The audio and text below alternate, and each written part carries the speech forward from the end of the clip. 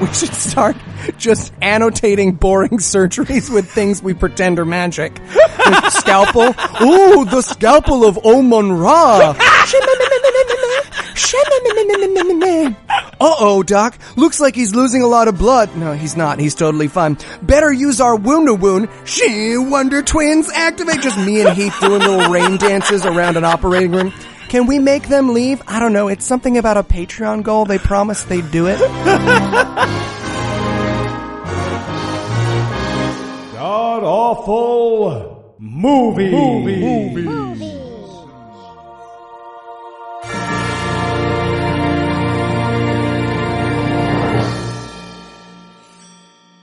Welcome back to the GAM cast, where each week we sample another selection from Christian cinema because our nipples have long since calloused to the clamps. I'm your host, Noah Lugeons, and sitting in an undisclosed location this week is Heath Enright, who won't be able to join us today, but sitting 998 miles to my right is Eli Bosnick, who will be able to join us today. Eli, how are you this fine afternoon, sir? Pretty good, pretty good. Let's get all our shit talk about Heath out there. Yeah. Heath is, oh, fuck, there's no mean things to say about Heath. There really isn't. He's funnier than me. Well, start the show. Yeah. Now, I should note that this week Heath actually was just unable to join us. He was not erased from the record like an Orwellian whistleblower like we had to do last week. He's actually just not here. So, with him not here to fulfill this duty, I turn to you, Eli. What will we be breaking down today? We'll be breaking down God's Army. Mm-hmm. It's the story of a facial mole and the human attached to it who gets walked through the Museum of Reasons Not to be Mormon and is not affected by it at all. That's pretty much it. Yeah. And how bad was this movie? So here's the thing. This is a relatively well-made movie. All the actors look basically at the other characters on the screen instead of directly into the camera. Yeah, right. There's a few genuinely well-acted moments. That said, this may be one of the most heinous movies when it comes to ideology we've ever watched. I have never seen a Christian movie that so clearly was written 99% by us. Well, and they got to write like 4 lines. Right. I couldn't tell if it read more like we had 18 minutes to rewrite a Mormon movie script or that the Mormons had 18 minutes to rewrite a scathing atheist script, but it clearly felt like one of those two things was going on there. And, I've got to say, honestly, you're right in that it was a relatively well-made movie, which really just underscored how terrible it was. I mean, at a certain point, this movie would have been better if they'd had an $800 budget because you would have been able to look at it and go, well, I mean, they couldn't even rent real cameras. But no, I mean, from a cinematic point of view, this movie was basically done correctly. Yeah. But, yeah, wow. And like I said, I think that ultimately made it worse. So the obvious question here is this movie, the Mormon musical, Batman vs. Superman, and the Thief in the Night trilogy. Am I safe in saying that Heath is the only smart one? I said start the show. All right, anything you'd like to nominate this movie for being the best at being the worst at? Okay, so genuinely, this movie is the best at being the worst of presenting the other side and then knocking it down. This movie, and this is true, like there's a little behind the scenes. Halfway through this movie, I messaged you and was like, hey man, I think we accidentally picked an anti-Mormon movie. We gotta go fucking find something else. This is and then 30 minutes later, I messaged you and I was like, don't worry. It's fine. Never mind. Totally fine. But there are huge swaths of this movie where they point out vast gaping problems of Mormonism and they don't even jingle keys. No. Like everyone looks upset and saddened and confused and scared by the words they just heard. And then it literally they keep acting. They don't even bother like, well, God loves you. Like, it's just, it's nothing. The next scene. This is the cinematic equivalent of talking about your bowels on a first date. This movie did not know what not to say. But I had this overwhelming feeling, while I was watching this movie that Mormons are the theological ents. Like even in their movies, they walk around knowing that they're gonna go extinct. They haven't found the ant wives. They just all know. And they're just like, yeah, I know. We're just going through the fucking motions until it all falls apart. You got a problem with that? Unfucking real. They're just stockpiling sneakers for their eventual Waco. Whatever. I want a quitter cult. Where's a quitter cult that just knows it's gonna end badly?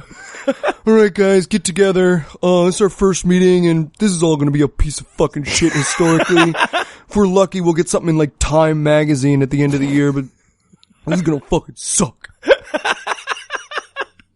I think you might just be able to find that in some Mormon chapters. Well, if we're going to make it through a recap of this boring shit, I'm going to need to sacrifice my soul upon the altar of Starbucks, so we're going to pause for a quick break, and when we come back, we'll break down all the melodramatic inaction that is God's Army. Just a reminder to all of our Patreon donors, be sure to check our Patreon feed for your monthly bonus episode. This month, Heath, Eli, and I broke down the most disappointing Part 3 since the Quran, Matrix Revolutions. And if you're not a patron, here's a taste of what you're missing. This is like ending a blowjob with a Holocaust. That's the only way to describe it.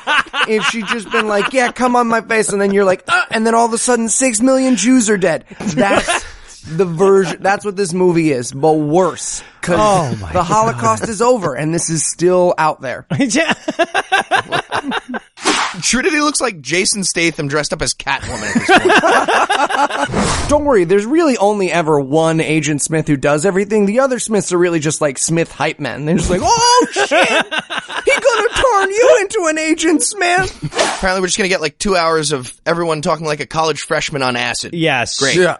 You are going to be a novelist. You really are. Keep talking like that. Honestly, the lyrics to Baby Got Back played underwater through a shark's rectum would make more sense than this conversation. Now they've stolen from Hume, Descartes, and Pac-Man. Why not a fucking Whole Foods? He should have walked through a machine Whole Foods and seen just a giant squid squeezing computer avocados, being like, I want to make guacamole. Is it weird to make guacamole for a party? I don't want to seem like I tried too hard, but you know, Zach Thar's gonna be there, and I think we could make a really beautiful computer program. I love him. Hoping if he titty fucks me, we'll make Tetris. What the fuck? Who knows? Jingly Keymaker. Jingly Keymaker. So if you'd like to hear the full 2-hour plus review of Matrix Revolutions, get access to monthly bonus reviews, and get early access to every episode, head over to patreon.com/godawful and sign up today. And now, back to the show. And we're back for the breakdown, and we're going to start with an airplane arriving in LA and a voiceover about one day changing your life. Yeah, my music note for this scene is Uncle Cracker's gonna start singing. Mine was, the band at this bar would like to play one of their originals.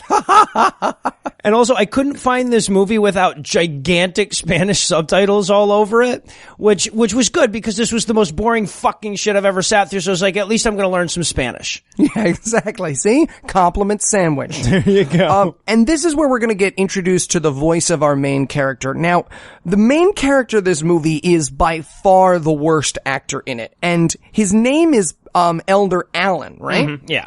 But he delivers all of his lines, including this monologue, like Hannibal Lecter is eating his brain. So if you were hoping for a good performance from the person we're going to spend the most amount of time with, you are in for some disappointment. Right. It was quite bizarre because there were obviously better actors to take over that role. I don't know why in the world they decided to make him the main character. So yeah, now we get him arriving at LA at the airport. The Mormons show up to pick him up in a hippie bus. Yeah. I guess all the LA I said they Mormons came to pick him up in the mystery mobile. More. Now, for Alan's physical appearance, I just had sexually repressed William Catt from Kansas, but I don't know how many people are going to get that one. Yeah, nice. I was focused entirely on the giant fucking $50 sized mole growing out of his goddamn face. That's what I was focused on. I wasn't able to think about anything else in this movie. I watched this movie twice. And the reason why I watched this movie a second time was because I didn't hear or see anything except the hovering garbage can lid attached to this young man's face. It was a fucking conjoined twin, man. It was impossible. He looked like a Bond villain or something with that fucked up eye going on. Yeah. Mr. Bond, do you remember when you attached this Shih Tzu to my face? In 1970, I'm back for revenge. Exactly. And everyone in this scene acts like Keanu Reeves in a sleeper hold. Just like, dude, tap out. What's going on? It's like the fucking beginning of Reservoir Dogs. They're all so suspicious of each other. I expected them all to jump out of the van and grab a girl in Maine, but no, they're just Mormons.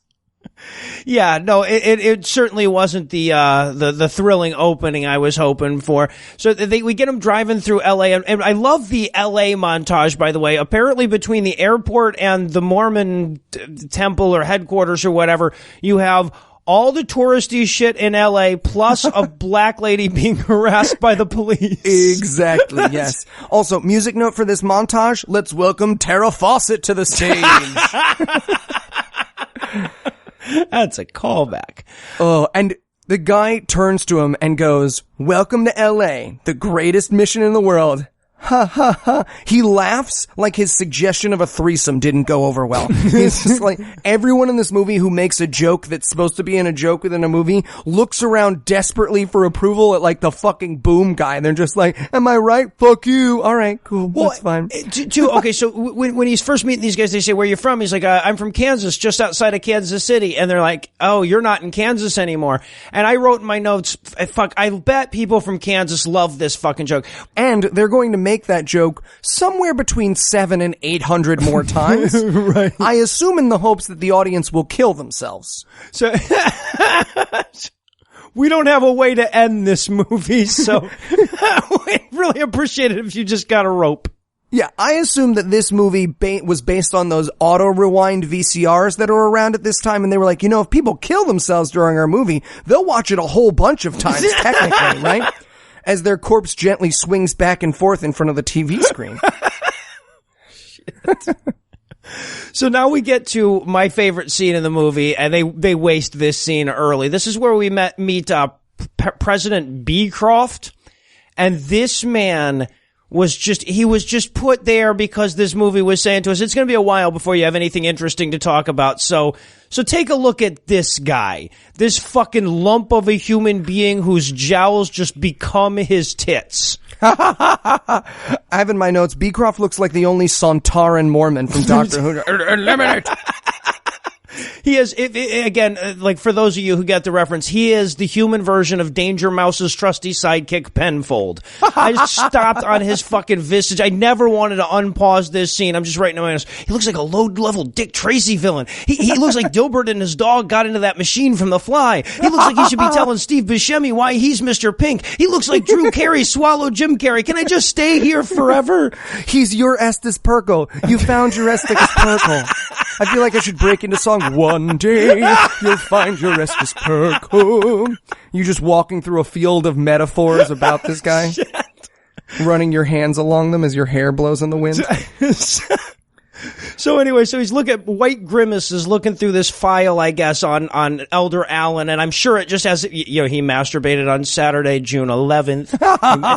I'd love to see what that file has, but he's just looking at it for a long time, like Agent Smith in the first Matrix, One of these lives has a future.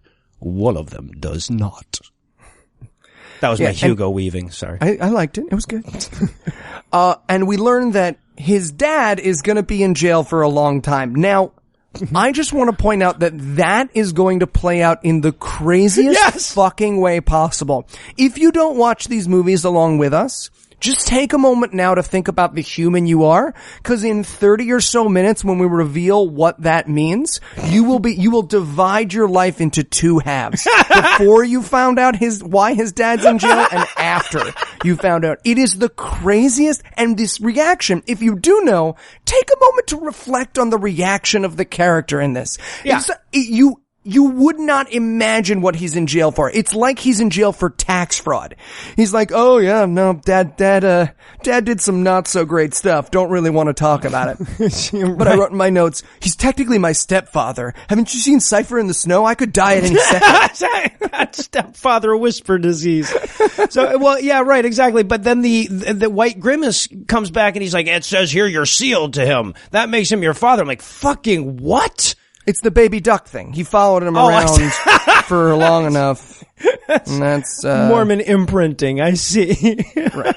And that really pisses off the Santaran, and he's like, "You're not here for you. You're here to bother people on Saturdays." And he's like, "Oh, right, yeah, exactly." Well, we also learn here that Mom has left the Mormon Church, and it's funny because he's like, "Your dad's in prison." He's like, "As my stepdad." "Hey, he's your dad, goddammit." And he's like, "It looks like your mom left the Mormon Church." He's like, "Yeah, she just couldn't." "Fuck that bitch." "Yeah, okay, all right." Well, someone sent me a message letting me know that, like, that was not something to be taken lightly. They were like, because one of the people who suggested this movie, and a bunch of people did, and by the way, fuck you, but someone sent me a thing and they were like, "Hey, there's a scene at the beginning where he mentions his mom has asked to be removed from the church records," and that's a huge fucking deal in Mormonism. So, like, what it should read as is like, Mom has asked to cut out her own heart and feed it to a baby Right. who is allergic to hearts. Well, yeah, so for the listeners who don't know anything about this, leaving the Mormon Church is a huge fucking process. Yeah. Right? Like, to actually have your name removed. And that means, like, you know, they don't keep track of where you are and send people to your house and send you letters anymore and fucking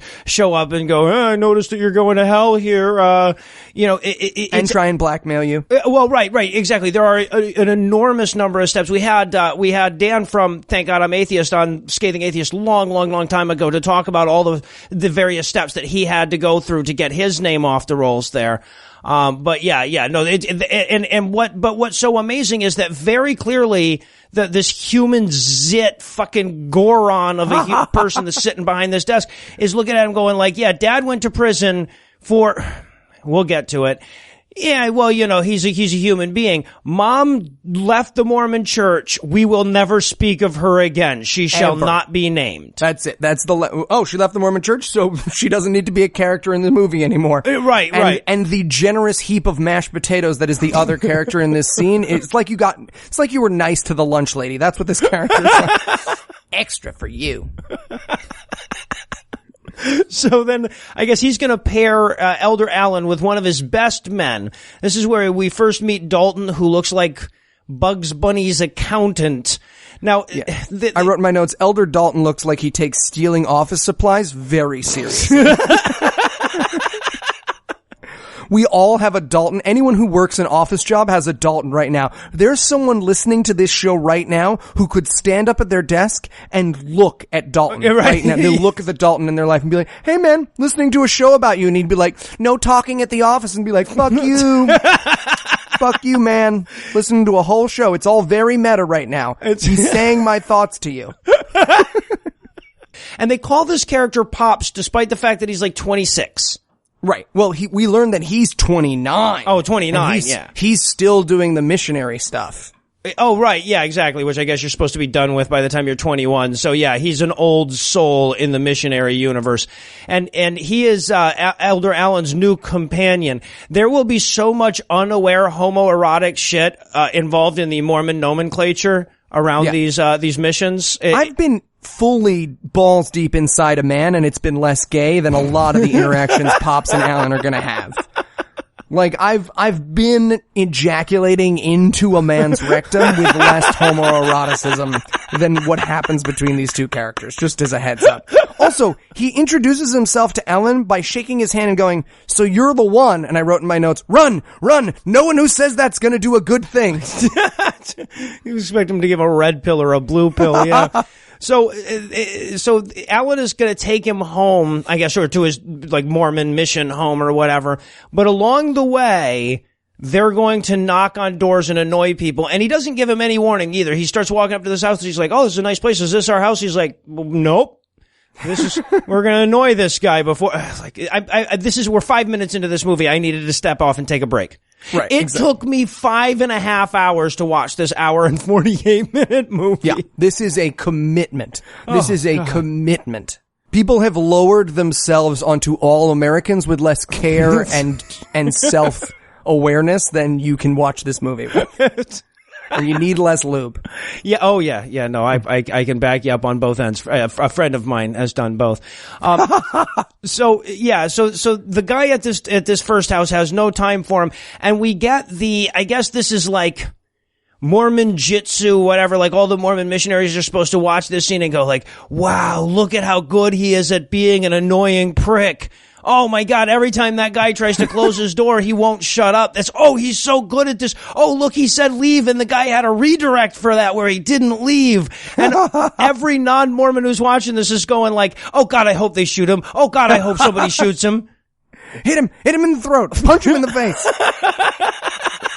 And also, like, maybe this is just us, so little background that you and I both worked in sales for a very, very long time. And so both of us know that this is sales technique applied terribly. Yeah. It's just all the work. It's all the things you read in a sales book applied in the worst, most irritating way possible. Well, and it just reinforced how much I want those motherfuckers to show up at my house. Like 30 goddamn times I've had Mormons show up at my house, but since I've been ready for them, zero. It's like I'm on a fucking watch list somewhere or something. Because the guy goes like, I'll be perfect, because he's like, I don't have time for you. And then they're like, well, when would be a good time to come back? He's like, you know what I mean. Get the fuck off my porch. I'm just trying not to be mean. And he goes, look, guys, I'm not interested in what you have to say. And fucking Pops goes, well, if you're not interested in what we have to say, you must not know what we have to say. Here, take this pamphlet. I will shove it between your unconscious ass cheeks if I have to. So, and then so the guy eventually slams the door on him successfully, and Elder Allen's just watching him with his jaw on the floor. He's like, wow, I could never do that. Yeah, I wrote my notes. I could never be that irritating. Well, and Pops turns to him and goes, oh, you certainly could. You're next. You have no idea. So yeah, the next door is his. And the lady that they cast for nothing came closer to making this movie worth it than the woman they cast for Alan's first door knock. I think I can help people get a picture. Okay, you open this woman's recipe book. There's no recipes that don't have butter in them. There's no recipe. Stick of butter, however many sticks of butter is on the list for all the recipes in this woman's book. That's the lady, yeah. Yeah, and she's basically like, get the fuck out of here. Like, that's her response. He does not get the polite thing. No, yeah, exactly. She just yells, you can't be knocking at people's doors like that, slams the door on him, and I'm like, yeah, okay, that's probably how it should go. So then we get them having this ridiculously pedantic "Why are you here?" speech where Alan is like the tough trainer or whatever. Yeah. Also, music note for that little walking montage. I can't do this all on my own. No, I'm no Superman. Listen to it. It's really close. It's like everything was like 3 notes off of a song that yeah. Yeah. So Pops is like, why are you here? And Alan's like, to preach the gospel. And he goes, no, to preach the gospel with the Holy Spirit, motherfucker. And his response is like, trick question. Kind of a dick move on my first day in my first 12 minutes. Yeah, right. They also walk by a couple of hookers at this point, and he's going like, the hookers. And I thought this was just going to be this scene, but no, these hookers are going to be very pivotal characters to this movie. Yeah. In the baby drowning that is the movie, the hookers are the letting your head up out of the water. It's pretty great. The hookers are pretty fantastic. Till the end where they kind of spoil them, but throughout, these hookers mess with the characters in this movie the way I want to mess with the characters in this movie. And they wear the outfits I want to do doing it. So, it's a win for everybody. We should reenact this scene. With 2 unsuspecting Mormon missionaries. I'll be the Hispanic chick, you be the Jewish chick, and yeah, we'll have some fun. So these always get to be the Hispanic chick. Sorry, this is behind the scenes drama. I'm not taking it here. I look great in a Noah tube top. is no longer associated with the God Awful Movies podcast. So they walk by the hookers, and he's like, have you read that book I gave? He's like, he gave the hookers a Book of Mormon. No, I haven't read it yet. So they carry on the pedantic speech, and I only point that out because the next question is so ridiculous. He's like, how many people are you going to convert on your mission? He's like, 30. He's like, no, 0. God's gonna convert him. Gotcha, motherfucker. Gotcha. That's the kind of interactions these guys have. And this is a buddy cop movie, essentially, between these 2 characters, and yet that's the kind of interactions they have. Pops is only 1 week away from retirement, and he's too old for this shit. Oh, it's the worst. I also love at the end of this scene, he's like, can we go back and talk to the hookers some more? Because, LA street hookers are pretty hot, as I understand. Super hot. Super hot. Yeah. So now we get this amazingly racist turn. Yeah! It won't be the most racist turn, but now it's late at night. They're still knocking on doors, and Pop sends him up to this one door, and he's like, oh, it's not my turn. I just did the last one. He's like, you need more practice. And he knocks on the door, and who comes to the door but a fucking Lamanite? Oh, straight up gangsta. And I will bet everything I own, all the money I have or ever will have, that his character description for this scene is GANGSTUH. Gangsta. Yeah, my music note here is, this is a black person home. And, I mean, very clearly we're supposed to be looking at this scene and going, uh-oh, it's a black person. What will our hero do? He listens to music. Run! So the black dude is like, you know what? I'm sick and fucking tired of you guys coming to my house constantly. Get the hell out of here. If you come back again, I'll beat you to death. That's his actual line. I wrote, I love this black guy. Right, exactly. My favorite character. And Pops' response is to put his foot in the door and go, you better apologize there, Mr. Negro. And again, this is going to play out differently than we want it to, but for this moment I was watching it like, ooh! Right. I wonder what the characters who survived the movie are going to look like. Hope they have faces that are normal people shaped. And I do believe, if I'm not mistaken, that in most places you can cut that guy's foot off with a machete at that point. But stand your ground. Yeah, but the black guy says, I'm going to go get my pistol because he's black. And he walks off, and Pop says, go tell him what's what, and throws Alan into the house. Right. And Alan shrieks like a washerwoman. but it's just a prank. It turns out the black guy wasn't evil. The dark skin is just genetic. And let's just take a moment to reflect here. The Mormons prank the new guy by making him think he's about to be murdered by a black man. That's one of their, hazing pranks. Yes. Just throwing that out there. Yeah. And it's all kind of requisite on the idea that you're going to be afraid of black people. Like, if one guy shows up that's not afraid of black people, he'll just be like, dude, I'm really sorry. I don't know why my partner's being such an asshole here. Like, that was clearly out of bounds. We'll put your name on the list or whatever. Oh, where's that Crazy Billionaire alternate remake where he's just like, hey, super sorry to bother you. We won't come back. Yeah. No, we live here. We live in that black guy's house? No, it's a prank. You're supposed to be scared of him. Why am I supposed to be scared of him? Well, because I was rude. If I'm remaking this movie, then what Elder Allen does is just starts beating the shit out of Pops, and he's like, let's get him. I've been wanting to do this all day, black man.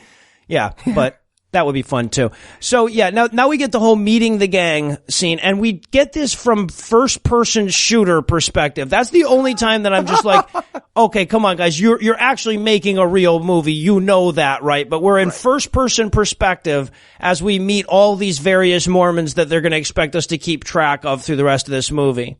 Right. And basically, this guy, his brothers are going to marry his girlfriend. What?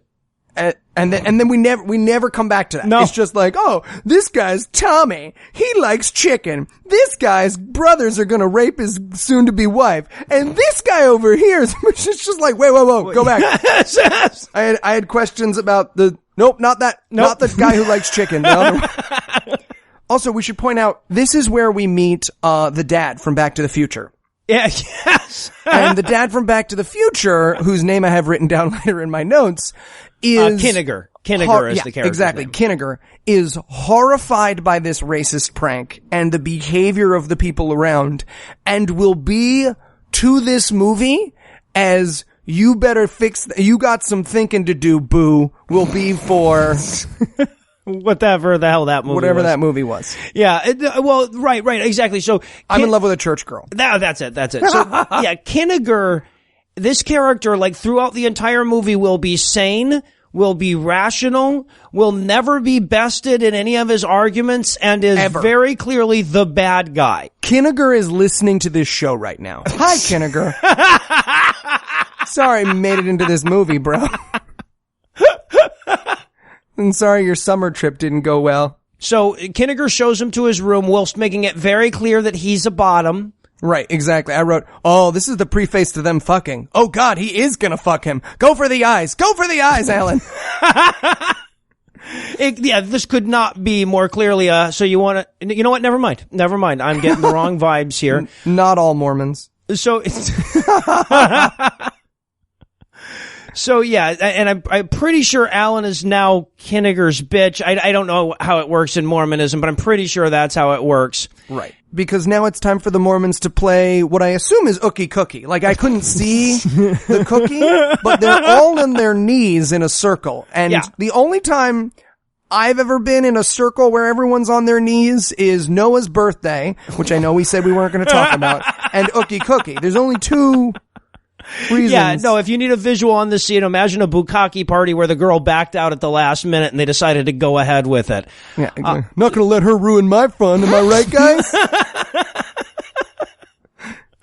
So yeah, and apparently these are night prayers. Everybody gets together in a circle on their knees and sings together and has prayers together. And then Alan gets a lot of long, awkward hugs from the strangers that he just met earlier today. Yeah, there's a lot of almost fucking, the Eli Bosnick story. Yeah. Yeah, well, then we get him and Pops, like, basically laying in bed together praying, and then Pops puts his arm around him at the end of it, and just... Well, and then Pops goes, okay, it's time for personal prayer, and Alan gets up, and he's like, hey, man, and he's like, just leaning over the bed, just kneeling on the bed.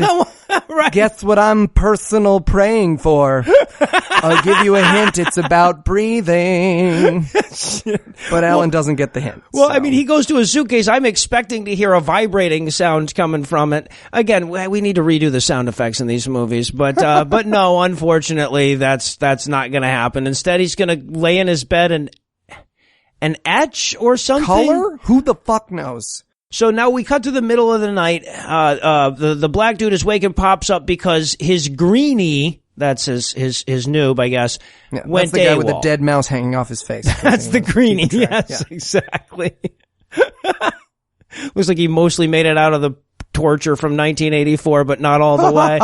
So apparently he's run off. He's gone to the bus station. He's like, this is so crazy gay. I was not expecting it to be that crazy gay. So he's going to go home to Kansas City. But the black dude and Pops show up as though they're going to murder him where he sits. I wrote, this is the scene where they shoot him in the head, huh? Yeah, right. Also, we have had no indication that he wasn't happy. None. Like, no. He's been sitting there quietly, kind of like a dork, but like, we haven't seen him struggle or not want to be there. He just seems like new to this environment. So after 14 minutes of this movie with no indication he was anything but happy to be there, now he's trying to sneak away in the middle of the night. Right, and look, he didn't have to reveal that to anyone but us. You could have done it with just a couple of camera shots of him looking like, wow, maybe this isn't for me. But no, they didn't bother. And I think it may just be because, again, this is a movie obviously for Mormon missionaries, and maybe they just all know that the first day you go to the goddamn bus station and 11 out of 12 of you never come back. They've just got paid that guy at the bus station a 20. All right, when he shows up, call us and we'll come around and... Have you guys considered having a better religion? All right, shut up, Alan. All right, man. Hey, I ain't gonna say shit. I'm making a ton of money off it. Don't worry about it. And can you reenact this convincing him to stay conversation with me? As long as I get to be him. Okay, great. I'll be Pops. All right. So, you're leaving, huh? Yeah, this just isn't for me. You're a loser, faggot. That's it. He's just like, you're a loser, faggot. And then Alan is like, nuh-uh. And he's like, yeah-huh. And he's like, I'll fucking stay. I'll convert 10,000 people. And he's like, I'll have sex with a vagina right here. Put a vagina here. I'll do it. Well, they have this like hypothetical where he's like, the black guy comes over and he's like, maybe he loves the ganja. Maybe he loves to drink. Maybe he's gay. Yeah. And our main character, again, this will never come back, leaps out of his chair and is like, nope, not gay, I'll do whatever you want. I'll go on the mission. I'm not gay. What are you talking about? Yeah, so not gay. Clearly the homoerotic black guy ear whispering was too much for him. That's ultimately how they convince him to say, if you leave, we'll all assume it's because you were gay. Right. That's basically the way that they convince him to stay. Also, credit to my beautiful and very funny fiance. There's a moment where he sits down and he goes, well, what are we going to do for 3 hours? And Anna just goes, bow, bow, bow, bow. What I love too, after they convince him to stay, like, Pops plays the, well, maybe I'm not ready to take you back card. You know? He's like, well, if you're gonna, you're just gonna run off again? And then he's like, no, I promise I won't. Mormonism's for closers. And basically the scene ends with him going, well, I'm keeping my ticket. And he's like, fine, I'm keeping my bags packed. Fine. Yeah, in case I wake up with stuff in my butt, I'm out. Okay. Yeah, no, this is fair. basically the conversation me and Noah had when I tried to get Cully Kullberg on the show. I'm not, again, it's behind the scenes drama. I don't want to do it. I'm just saying. I just wanted 1 minute to call her a cunt, and then we could have hung up. We could have hung up, put it on the show. Could have been it's fine. I actually tried to do that with Josh Fierstein when he was first, but no, that never worked out. So we cut to tomorrow at 6 a.m. and we get him falling out of bed. He's such a clown. Comedy. I wrote in my notes, he's dead now. Hard to proselytize when your spine is broken. Right. But no, he's gonna be just fine or whatever. So we get them waking up at Mormon house. And they're like really obvious about, wow, there sure are a lot of pharmaceuticals on Pops's counter there where he's brushing his teeth. Yeah. I wrote in my notes, is Pops dying? I bet Pops is dying. By the way, I'm gonna win that bet. Also, we get, Crispin Glover. Yeah, Kinniger, yeah. Yeah. Basically ruining the movie. So this is the scene that happens. He's reading a book called The Truth About the Mormons, and he says, hey man, you know that the Book of Mormon says that there were horses in America? There were no horses in America before Christopher Columbus. Yeah. And now what happens in the movie that you write that you want to show to people to keep them in your cult is you go, actually, he's not referring to them as horses. He refers to them as gadookadurks, and those are actually ancient reptiles, so go fuck yourself. Right? Something like that. But instead he goes, why are you reading that stuff? It's worse than pornography. Well, he says it's as bad as pornography, right. Yeah. And just to be sure, I jerked off the David Michaels show a couple of times, and I think he's right. I don't want to fuck with him on that. It's fair. But they don't even offer an apologetic. The apologetic they offer is, why would you read something like that? Right. Why would you read something that critically examines our religion, you bastard? And they do that over and over again to this. That's the function this character is going to serve. He is the doubter or whatever. But the stuff that he says, yes, that completely disproves your religion.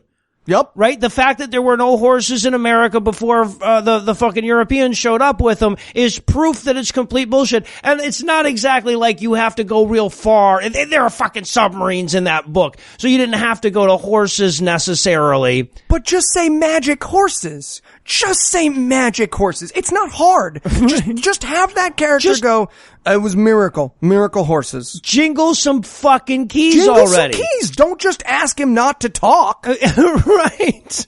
Shush. This response was not even jingly keys. It was just like shush. Yeah, right. Yeah, exactly. Well, and then Kinniger's response, he's like, why would you be reading that stuff? He's like, I have to know this kind of stuff, man. How am I supposed to fight against the enemy if I don't know what the enemy thinks? Right. He's trying to find out the truth. That's what's crazy. Yeah. You could even take this character, let's say you don't want to argue against his points, and you just want to take this character and make him the doubter. You don't have him say, well, I'm just trying to figure out the truth, right? Cause people are going to ask us these questions and I want to know what's true. It's important what's true, right? You have him just be like, I don't know. I just am sick and tired of this Mormon thing. You know what I'm saying? Because his performance is flawless and heartbreaking. We're going to get to a scene later in the movie that is genuinely heartbreaking that this movie has no fucking answer for. No, yeah, we'll get there. We'll get there. And now at 7:30 a.m., which is personal study time. I have to imagine that's a euphemism for jerking off. And this is where we really get as close to the mole as ever we'll get. So I just really have a bunch of notes about how this movie expects us to ignore that he has the tumor the size of a pea and the color of Shaq growing out of his fucking face. But yeah, Pops is studying and he sleeps because he's not used to waking up at 7:30. Yeah, well, 6:30. Yeah, he's been up for an hour at this point. But then Pops, yeah, because he's not really into this, so he just gets a little bit more shut eye. And then it's time for companion study, which I assume is back to back or maybe Dutch rudder. Right, exactly. Dutch rudder. He goes, and he asks him. He says, "What are we supposed to be studying?" And I wrote, "The Book of Mormon, dude. You have one book." Well, they have three. They have three. Yeah. So instead, they're gonna study the Book of Timothy, which is great. Right. Timothy, just in case any women they talk to try to teach them. Oh, well, right, exactly. So, and this is where we get the scene. It's like they're trying to go for the Mormon equivalent of Arnold Schwarzenegger loading up in the third act of Commando or whatever. This is the suit up scene, and it's fucking amazing. Also, music note for this scene: these boys gonna run some moonshine. I had, if it wasn't for all these mushrooms, this music would probably suck. So, but then what we're supposed to get here is that Pops has his shit figured out. He's been, a Mormon missionary for 10 years. He can iron a fucking white shirt like nobody's business and tie a tie, which apparently Elder Allen cannot do. And the director feels that tie comedy is absolutely limitless. Yeah, well worth 20 to 70 minutes of this movie. I wrote, boy, I could watch him try to tie that tie for hours, which is good because I will, apparently. Holy shit. But luckily, eventually, Pops takes care of all this tie-in for them, and they can, slap on their badges and head out. Yeah, exactly. And then, of course, we get some more of that awesome door knocking. This is a movie about the most annoying thing that can happen to you from the most annoying person you've ever encountered. Yeah, it's really interesting. And the first person they knock on is the Mr. Superman No Here character from Family Guy. That's what happens. You watch this movie, fucking happens. Well, right. So they just get one racial stereotype after another in this fucking movie. But yeah, she comes to the door with this, I don't speak English, but you know what? Fuck that. Pop speaks Spanish too. To which then she just switches to English and she's like, okay, well, just fuck off and leave then. He's like, oh, no, don't worry. I speak Spanish. We do this to minorities all the time. And she's like, oh, fuck yourself. Right. Yeah, go away then. I'll tell you in your own native tongue. She's my new favorite character. And also, as they're walking away, I don't know what the fuck is going on here. A fat dude. This is the wet shit thing? Yes. Okay, great. Go ahead. Yes. Okay. So as they're walking away and they're like saying mean shit about the lady that just told him to fuck off. He's like, there's nobody home. Must be why her skin is so dark, all the evil. And then all of a sudden a Volkswagen Bug pulls up and a fat guy jumps out of it and goes, I need to use the bathroom, and runs into that lady's house. There will never be a reason for that. Nope. They just really wanted them to know that this one guy needed to take a big, painful, wet shit. And that's the kind of stuff that Mormon missionaries run into. Because here's the thing. I bet that scene was written in because that actually happened to a couple of missionaries. They're walking along. Yeah, right. The guy pulls up in his car and goes, I gotta go to the bathroom. Can you believe it? And everyone was just like, let's take pictures of each other on the toilet. Well, that's the thing, though. It's a really interesting window because this was, of course, written by a Mormon missionary, and it's ostensibly his story of his Mormon mission, which is why his dad's in prison for such fucked up shit. But what's amazing to me is that the real window that you get into Mormon missionaries through this movie is that being a Mormon missionary is so goddamn fucking boring that you think a guy needing to take a shit that drives by as you're walking through is so interesting it needs to be saved for posterity. This is what happens when you have no TV. Yeah, worthy of mention in your movie. Yeah, exactly. We've really got to revisit that. So then we cut to the diner where Connie's pussy juices look delicious. I'm sorry, I got to spend a moment on Connie here. Yeah. On myself, actually. Yeah, so we get to the diner and there's this waitress named Connie and she's probably a squirter. I don't know for sure, but in my imagination, she's a squirter. I think it's only fair that we find out. We're skeptical, yes. Scientifically minded people. So if you or any of our Exmo listeners know where we can find Connie, just send her phone number or address. It's fine.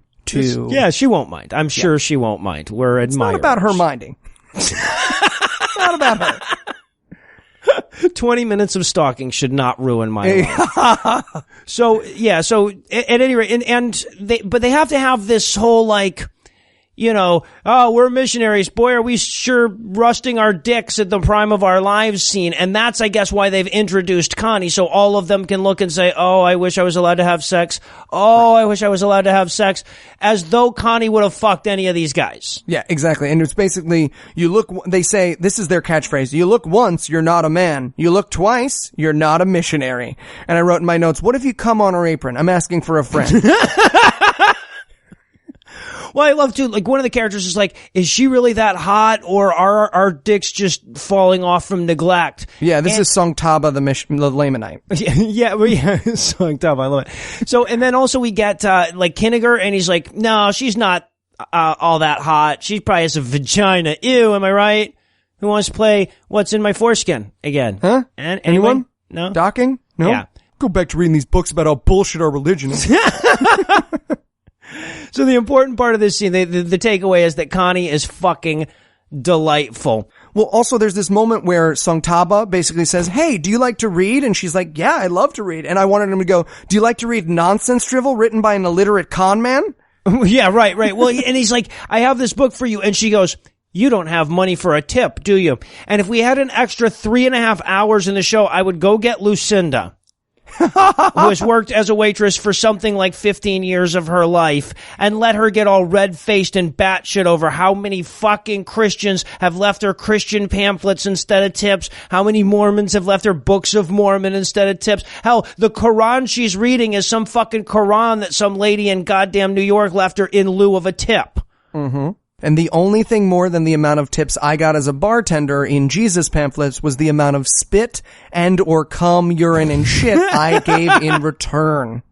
I'm just talking weight. It's just a scientific fact. Well, my shit's way more than your Bible. The Eli Bosnick story. And they have more intellectual rigor. So, okay, so, and then also we have to go back to gay horse Mormon, Kinniger, so that he can be like, hey, do you guys know that Joseph Smith gave 4 conflicting accounts of his first vision? Right. And this is where Pops goes pretty hard. This is the closest we get to a counter-apologetic, which is he was talking to 4 different audiences, okay? And it's like, that shouldn't change basic facts in the story, though, right? And they're like, shut up, man, you're a downer. Well, and then they jump into I love how they jump into this like subclause of a subclause of a subclause of what he's talking about. He's like, no, because so-and-so never taught this. He's like, yes, they did. They taught it in such and such a year. Check this out. So it's just like the one little fucking argument within this that they can actually counter. They do. The thing is that it's too stupid for counter apologetics. William Lane Craig couldn't make this shit sound reasonable to a fucking Mormon. So they don't even bother. And also, by the way, everything they point out is all fucking quill pens and dromedary camels anyway. Like, it's not, he's not going like, hey, did you know that Joseph Smith shot first at the jailhouse and was drunk at the time? Hey, did you know that Brigham Young had dozens of people massacred for getting too close to his shit? Hey, did you know that Joseph Smith organized an army with the intent to overthrow the U.S. government? None of that shit's coming out. They're like, Do you know he lied about being a Mason and cried like a bitch right before they all murdered him? Let's do the horse one. This was the least damaging apologetic they could find, and that's why they used it in this movie. Well, right, exactly. Like I said, it's not like you've got to go deep into the Book of Mormon to find anachronisms. They're just like, yeah, horses. That's the weirdest thing in this book. But that's when Pops turns and directly addresses us. He goes, I mean, what does it say about the people that they just spend their whole lives making fun of people? And I wrote in my notes, don't talk about me like that, Pops. I'll fuck you up. I don't give a shit how many pills you take every morning. Take you down. So, and of course, the solution that he suggests to Kinniger is he's like, why don't you look that stuff up in our books? I mean, if you want an objective source on Mormonism, why don't you look to the Mormons? Jesus Christ. But the main message of this movie, though, is this strong, like, don't look into this bullshit message. Do not do your own research. Yeah. This movie. Right, exactly. And, oh God, boy, does that come to a boil later on in this fucking movie. So, but before we get there, we have to get to this Hispanic family where crazy hot daughter has decided she wants to be a Mormon and dad's not so sure about this. Yeah, Dora the Explorer really wants to get baptized, but she can't have a magic spell cast on her unless her dad says go. Right, yeah, and dad's like, we're Catholics, and Dora's like, but I don't want to get kid raped anymore. He's like, you're a girl. But You're fine. Cut it out. I don't know. I tie my hair back and he starts to look at me weird. I just think it's safer to go with the Mormons. As long as I don't run into Alan's dad. Yeah, shit. Now it's time to go talk to the hookers again. Yeah, exactly. So we get another missionary montage. They walk back by the hookers, and this time he goes, "Have you read that book?" And one of the hookers says, "Yes, I did read it." And he believes her about as easily as I do.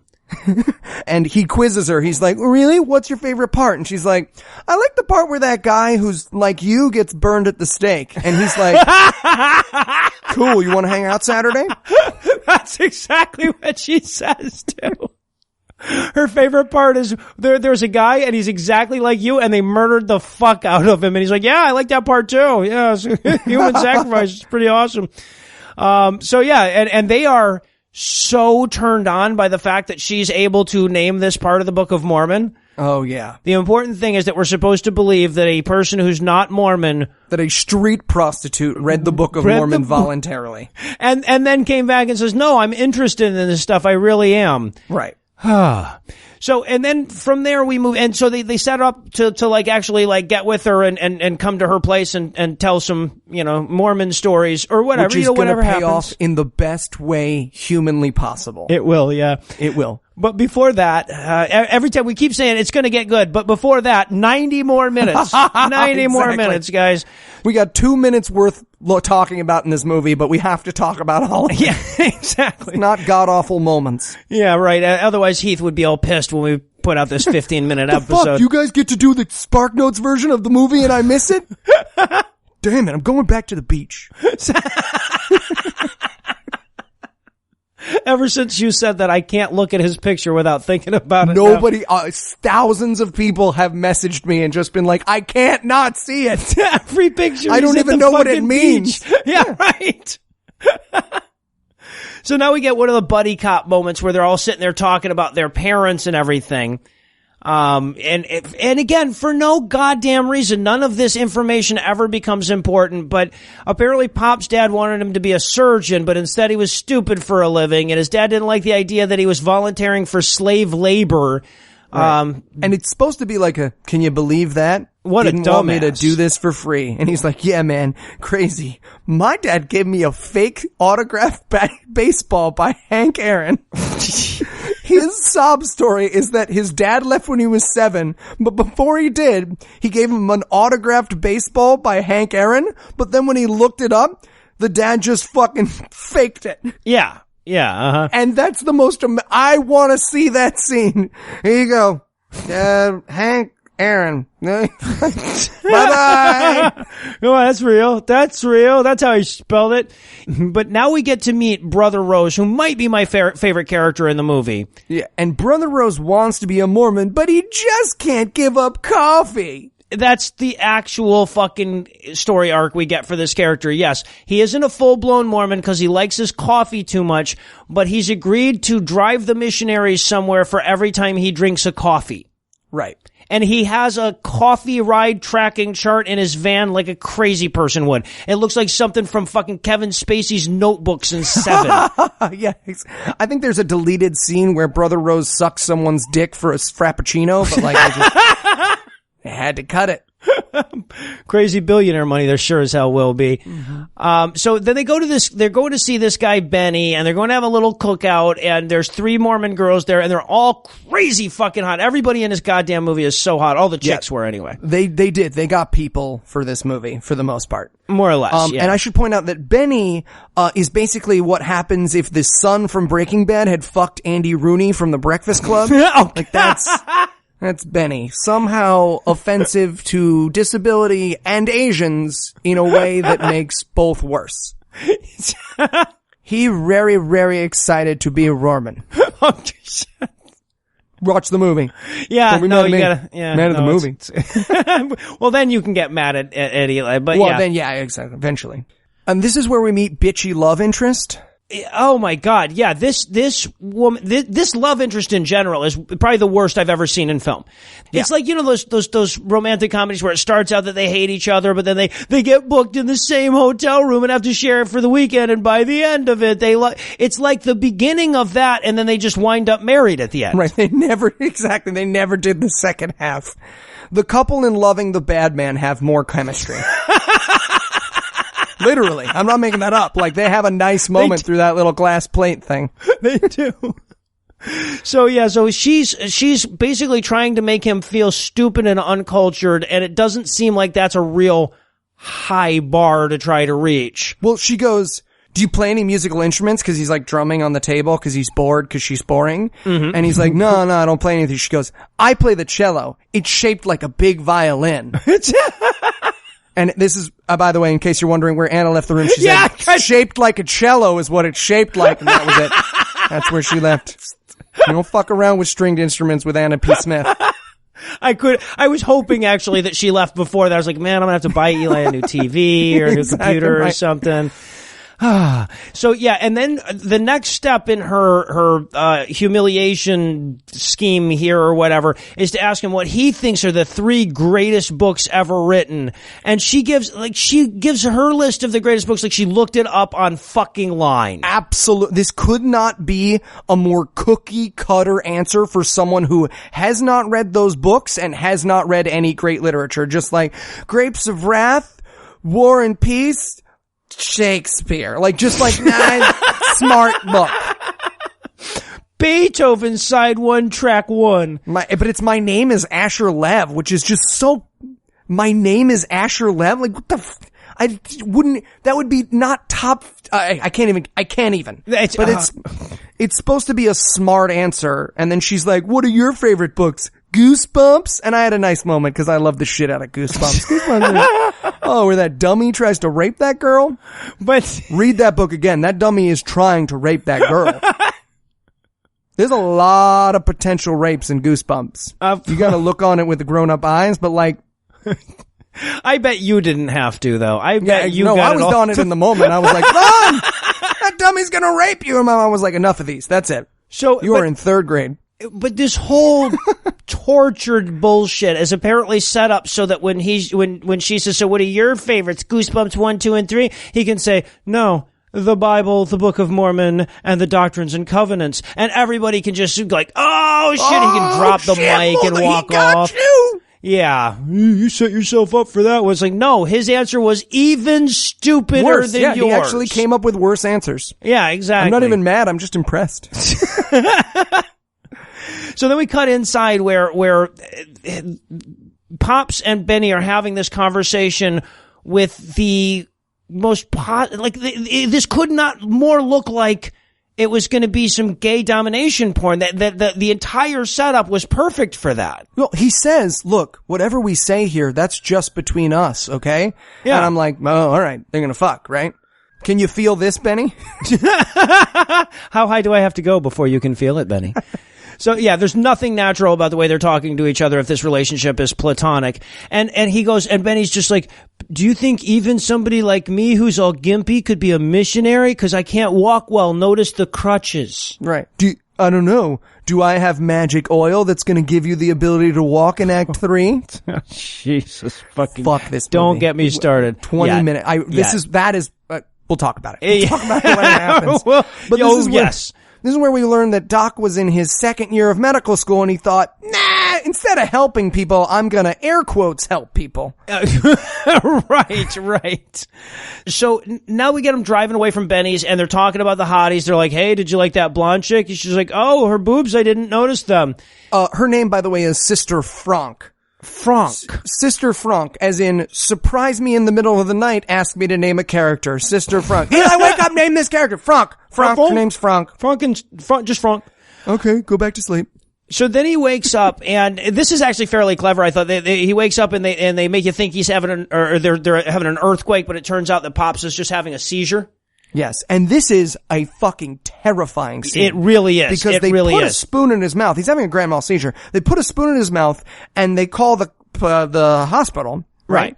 But then, they do like a fucking ER scene, but it's hurry, bless him. Like there's literally a moment where he's like, damn it, man, bless him and put magic oil on his head. Right, and Kinniger can't quite do it, so they just push him aside and he lays on the ground as the black guy jumps in and has to do the magic oil ceremony for him. No, up until this point, this movie was just like, oh, yeah, but it's stupid and this is what they do or whatever. But this is where it became terrifying. Dangerous. Fucking terrifying. Dangerous. And I should point out that every person, because we asked people on our Facebook, for God Awful Movies, like, what Mormon movie should we watch? And everyone was like, they were like Cypher in the Snow and, Johnny Lingo and this. Mm-hmm. This was the movie that everyone was like, this is the one that I was told was the good Mormon movie.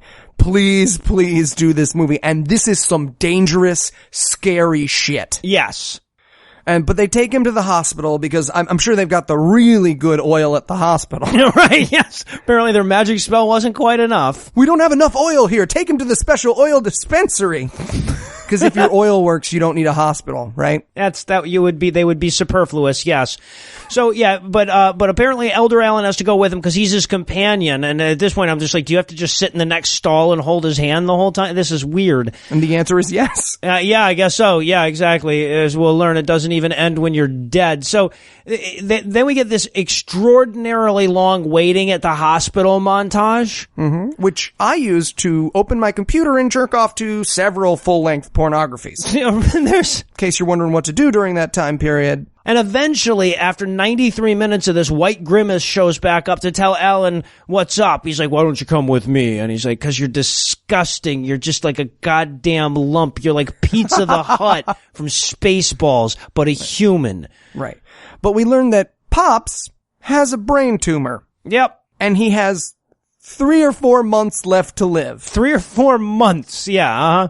He's on a very limited existence schedule. Yeah, now, I don't want to be the guy who's super pedantic about this moment in the movie, but if you have 3 or 4 months to live, you're not totally fine and then die. That's not how brain tumors work.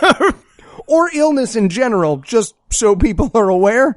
This movie seems unaware that, like, brain tumors aren't time bombs that go off in your brain. Exactly. Well, that's the other thing, too, is that he's got 3 or 4... That's not how that works either. Yeah. You know, he has a certain percentage of chance of living for a certain... But it's not like you ask the tumor, you know, when are you going to be done with this guy? Give me, I'd say June. Say June. 3, 4 months, something like that. Ooh, I really need it by Wednesday. Sorry, can't do it, man. Can't do it. Express cleaning. Why do you even call it express cleaning? Okay? Just tell me that I can pay you $20 and get my shirts on Thursday. Just tell me. But at this point too, like, Alan asks the obvious question. He's like, well, if he's only got 3 or 4 months left to live, why don't you let him go home? He's like, he refuses to go. He actually wants to just die on somebody's porch trying to guilt him about a pamphlet. Think about how effective that would be. Right? So, I guess that makes sense. But so then eventually we get Pops waking up, and of course the first thing he thinks about is, I have a 3:30 appointment. You're gonna have to hit that for me. Yeah, go bother someone. Promise me you'll ruin someone's breakfast. Don't let them catch the overtime. Whatever you do. And then we get, again, just a comedy scene which is very inappropriate for this moment in the movie. We cut to them trying to convert Grizzly Adams. Yeah. And he's all the stereotypes of white poverty. There are crying children running around, you know, barefoot and pregnant. And then the mom is screaming from the other room like, where are my menthol cigarettes, NASCAR country music? Yeah, exactly. This is the family that throws the propane tank into the campfire. But yeah, and we get this, and I should point out that there are children screaming throughout this entire 6-minute scene here, just so they can set up this whole, yeah, in Mormonism, you get to be with your family forever. And he's like, you see my family, don't you? Why the hell would I want to do that? Pass. That's the whole joke, but we have to spend 6 minutes. And again, this is because this happened to this Mormon guy, and he's like, that was pretty funny, though, when you think about it. And the guy's like, I wouldn't want your family either. And the guy's like, no, sorry, I thought you were the 72 virgins guys. I already have this bitchy wife, so. Exactly. Yeah. I'm looking for the guys that say I can hit her. No, that's us. Right. So then we cut back to the house and you got the guy showing him the pictures of not being on his fucking mission. Man, do I miss this? There's this great moment where he doesn't have the money to get all the pictures he's taken on his mission developed, so he pulls out this big thing of canister, and he's like, I guess I'll get them all developed when I get home. And I just wrote in my notes, remember getting pictures developed? Yeah, Didn't know if exactly. they turned out right. If someone walked in front of your camera, you wanted to kill him. Yeah, your wife kind of looks 16 even though she's 19, so you're a little nervous. Yeah, I get it. Yeah. I do get it. Yeah, so now we cut to... I mean, in my case, they were 16, so it was a much more dangerous problem. It's no big deal. Eli, what did we say? Edit point. Right, looked exactly. 16. Looked 16. Looked 16. Don't admit to being a pedophile on the podcast. It's on the whiteboard. I'm looking at it. This is on me. This is on me. So now we get more of the hanging out at the Mormon house and being all funny and pranky and stuff. The prank is to take a picture of him taking a shit. Yeah, and they laugh about that like they're on peyote and nothing's raping the moon yet. This is the funniest thing ever, a black man taking a shit. Right. And every time they do that, there's a didgeridoo sound. Like every time the guy's mad, it's like, it's fucking insane. It's fucking insane.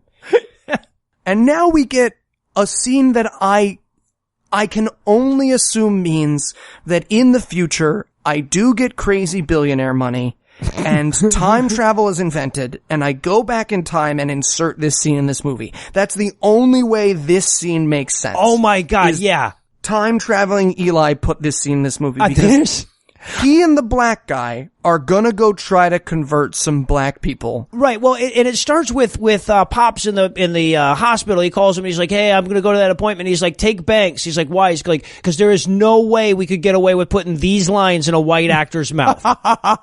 Not even Mormons would accept that." And they basically are just like, "Hey, black guy, what's the deal with blacks not being able to be priests until 1978?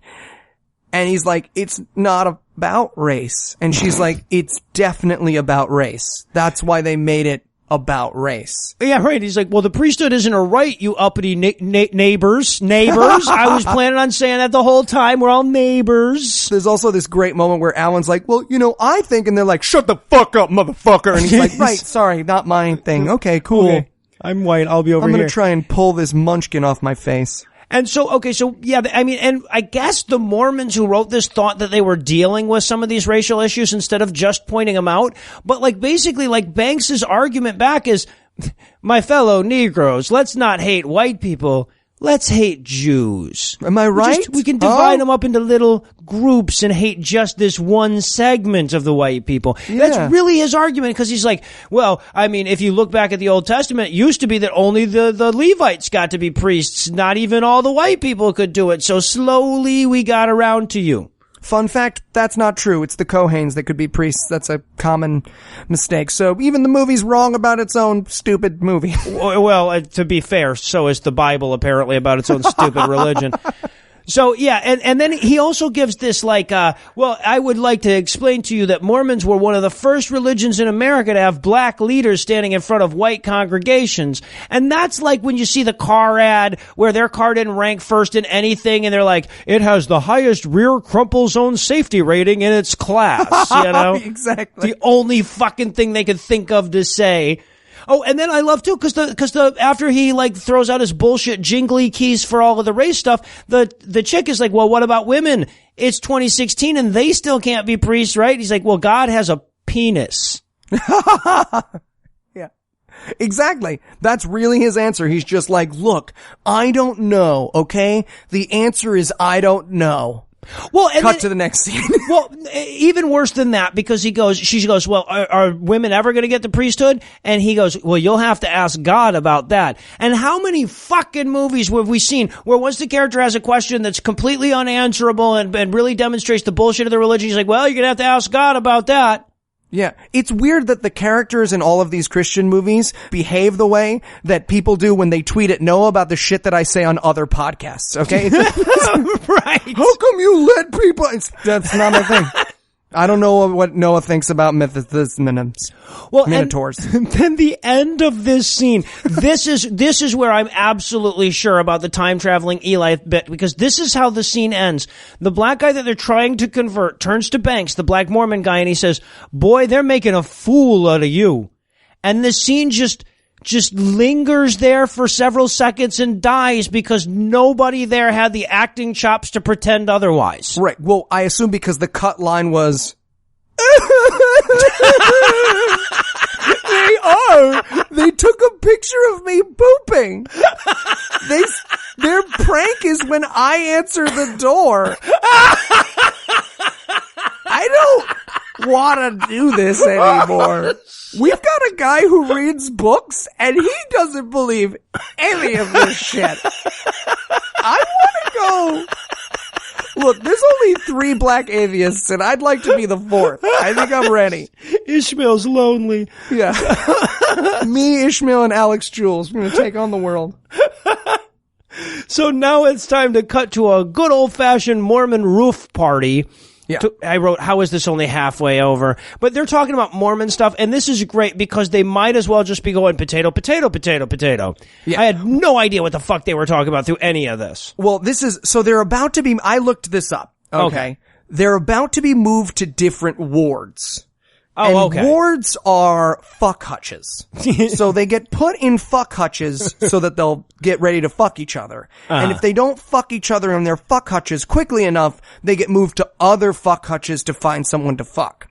And so the girls are taking too long to get matched up in their fuck hutches. So they're about to get moved to other quote unquote missions to be fucked appropriately. I see. Yeah. So when you hear the word ward, for all our non-Exmo listeners, it just replace fuck hutch. Yeah, just, and not just in terms of Mormonism. Just do that in your day-to-day life. You'll be a happier person. Absolutely. So yeah. And then also, and I thought that they were going to move away from all the racist shit, but apparently they're going to linger there a little bit longer, because we got, Banks and Alan chatting about the racist shit. And Banks saying like, hey, I didn't know about any of this racist shit until after I was baptized. Talk about, shit they should have told me going in. Right. And this is their attempt of an apology or an apologetic, because he's like, yeah, man, that was really hard to hear about all that horrible, horrible shit that they did and still do.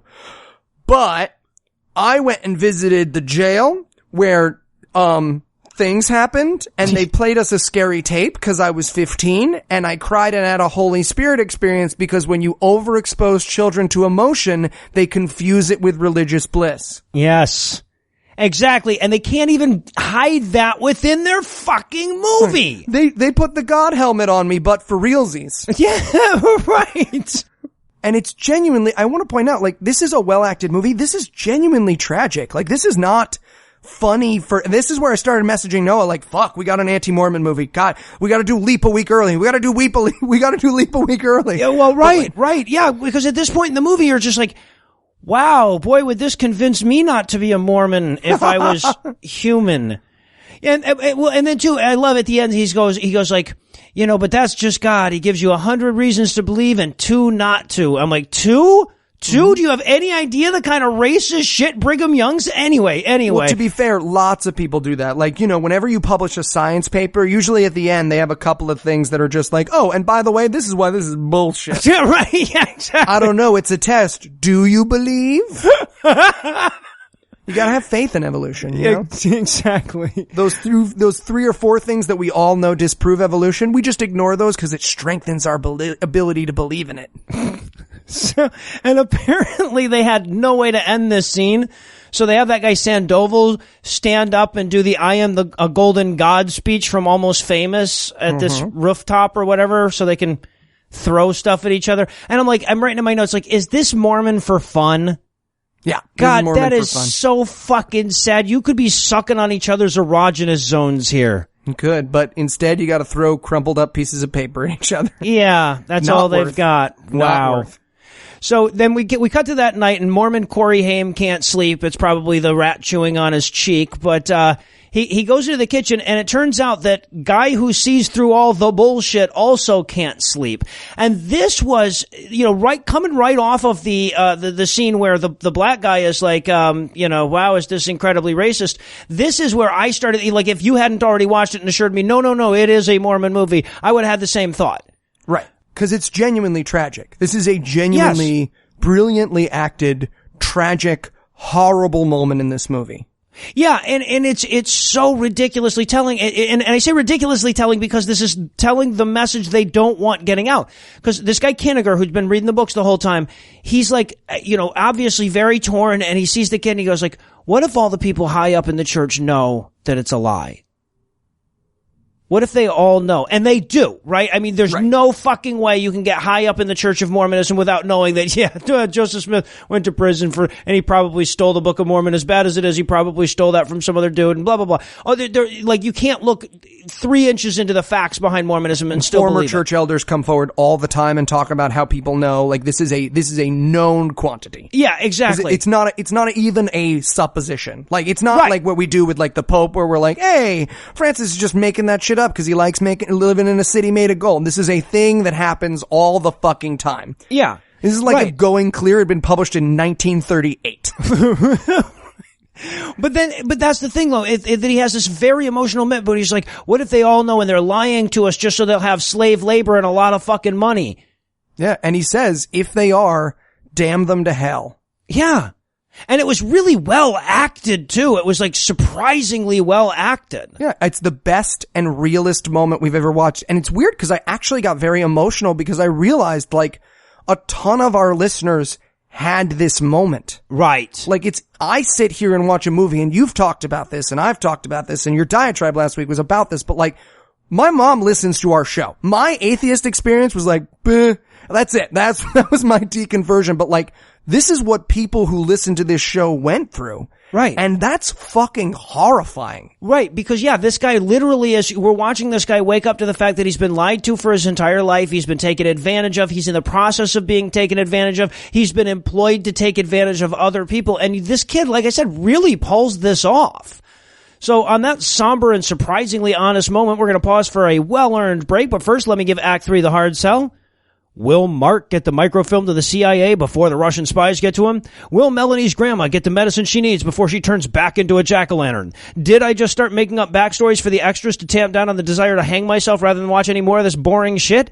You bet your ass I did. I'm gonna get my gun. Now get in there and tell him what's what.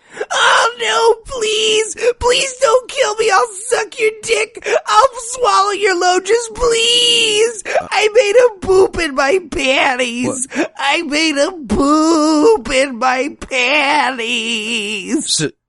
Surprise. You should have seen oh my god, fuck, dude, I'm sorry. Man, it's okay. It was just a joke. It was set up. We were messing with you. Oh god, he really did shit himself. Yeah, he really did. Yep. I don't really know where to go from this moment. This is kind of awkward. Hey, buddy. You can use my mouth as a fuck jar. Just don't. No. Nobody's gonna use your mouth as a fuck jar. He's offering? It was a joke. No, it was a joke. It was a joke. See, it was a joke. Joke? Yeah. Welcome. Welcome to the group. Oh, yeah. Man, you guys sure got me good. Yeah. I bet everybody does what I did, huh? Yeah, sure. Yeah, they sure do. I'm shitting right now. Totally. They sure do. Happens all the time. Well, son, Daddy's gonna go get some cigarettes, but first I want to give you this. What is it? It's a Hank Aaron autographed baseball. Wow, Dad, thanks. That's amazing. Hey, Dad, didn't Hank Aaron spell it with 2 A's? What? Oh, fuck. Here, let me see that. Let me see that. Oh, yeah, this isn't it at all. Give me 1 second. I'll get the right baseball. There you go, Hank Aaron. Wow, it looks so similar. Well, baseball is baseball. Yeah, I guess so. Okay, I can see you aren't impressed. Well, how about this World War II sword signed by George Washington himself, huh? Come on, Dad. That's like not even close. Like we both know that. Okay, all right. Wait, one last one. I got a book what says that black people are punishment from God and that ancient Israelites invented wooden submarines. I love it.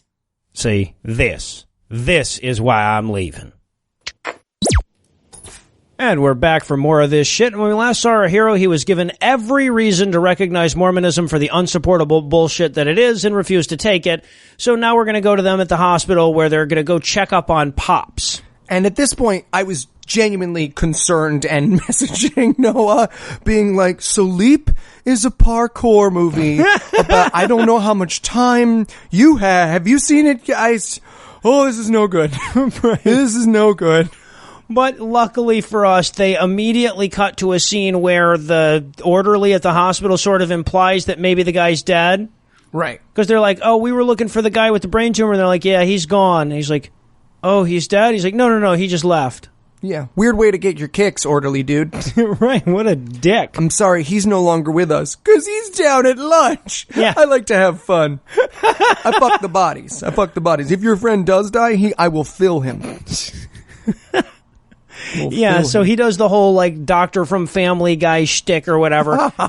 And so they leave, and they're in traffic. They're trying to get to Benny's baptism. I guess they're baptizing Benny and the hooker today. Right. And so, at least we get to see the hooker getting soaking wet. At least they give me that. Yep, and they do. But Benny didn't show up for his baptism. Ooh. Yeah, he was not good enough for white skin quite yet, I guess. Yeah, and we should point out that Pops left his hospital. He's not okay. Right, He's yeah. not well. He just had to be at the magic bobbing for spiritual cleansing ceremony. Yeah, right. Yeah, he skipped out on medical treatment to be there. Mm-hmm. And this scene culminates, of course, with some more strained, painful, tortured attempts at flirting between him and the waitress, hot blonde chick. Yeah, all the sexual tension of a parole hearing. And she sits down. This is what happens. She sits down and he goes, "Don't be rude to me, okay?" And she's like, "I wasn't rude to you." "You're right. I was rude to you." And I'm like, romance.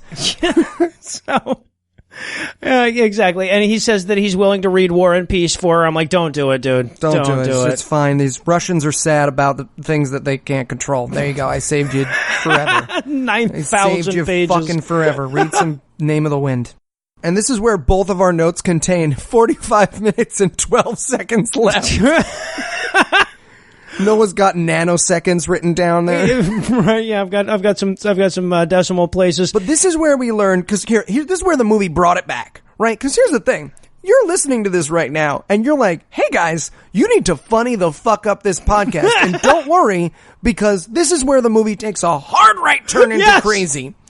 A hard right turn, because she's about to tell us that she broke off her marriage because when her fiance came back from his Mormonism trip, he was so damn Mormon that she just didn't deserve him. Well, and that's the thing, is that this is one of those hard rights that starts off as a left, like they have to swing around a large load or something, because she's like, yeah, when he came back from his mission, he just wasn't the same. And we're like, oh, okay, so it ruined his life. He was better. Wait, what?